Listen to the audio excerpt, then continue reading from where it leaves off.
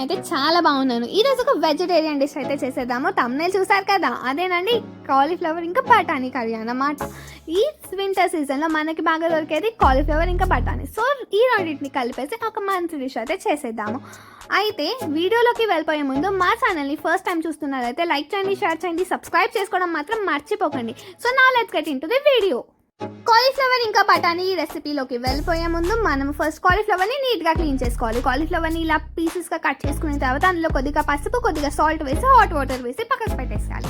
So stove మీద ఇంకొక pan పెట్టి అందులో ఆయిల్ పెట్టి అది వేడైన తర్వాత 1 టీ స్పూన్ జీలకర్ర, 1 టీ స్పూన్ ఆవాలు వేసి అది బాగా కాలిన తర్వాత 1 మీడియం సైజ్డ్ ఆనియన్ని మంచిగా చాప్ చేసుకొని అందులో వేసేసేయాలి. ఆనియన్స్ని బాగా ఫ్రై చేసుకోవాలి. ఆనియన్స్ బాగా ఫ్రై అయిన తర్వాత అందులోకి 2 పచ్చిమిరపకాయలను ఇలా కట్ చేసుకొని వేసుకోవాలి. ఆ తర్వాత కొద్దిగా కరివేపాకును కూడా యాడ్ చేసి బాగా కలుపుకోండి. ఇప్పుడు ఇందులోకి 1 టీ స్పూన్ పసుపును కూడా యాడ్ చేసి బాగా కలుపుకోవాలి.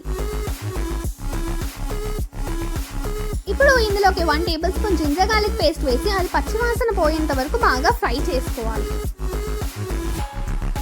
జింజర్ గార్లిక్ పేస్ట్ బాగా ఫ్రై అయిన తర్వాత అందులోకి మనం ఇందాక నీట్గా వాష్ చేసి పెట్టుకున్న కాలీఫ్లవర్ని ఇందులో యాడ్ చేసేసుకోవాలి. ఇది మొత్తం మిక్స్ అయ్యేలాగా బాగా కలుపుకోవాలి.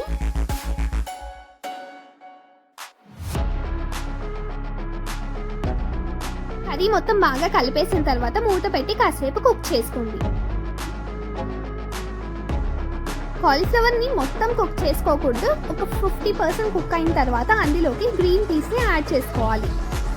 ఫ్రోజన్ గ్రీన్ పీస్ అయినా వాడచ్చు, లేకపోతే ఫ్రెష్ గ్రీన్ పీస్ని అయినా వాడచ్చు. ఇలా గ్రీన్ పీస్ని మంచిగా నీట్గా వాష్ చేసుకొని ఇందులో యాడ్ చేసి బాగా కలుపుకోండి. సో అంతా కలిపేసిన తర్వాత మూత పెట్టి కాసేపు కుక్ చేసుకోండి.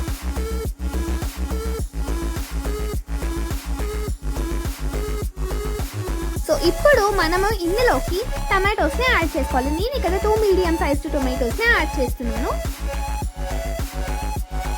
టొమాటోస్ని యాడ్ చేసి బాగా కలుపుకుని మూత పెట్టి కాసేపు కుక్ చేసుకోవాలి. టొమాటోస్ కుక్ అయిన తర్వాత మనం ఇందులోకి కొద్దిగా కొత్తిమీరని యాడ్ చేసుకొని బాగా కలుపుకోవాలి. ఇప్పుడు ఇందులోకి 1 టేబుల్ స్పూన్ కారం, మీ టేస్ట్కి తగ్గట్టుగా సాల్ట్, ఇంకా 1 టీ స్పూన్ ధనియాల పొడి వేసి బాగా కలుపుకోవాలి.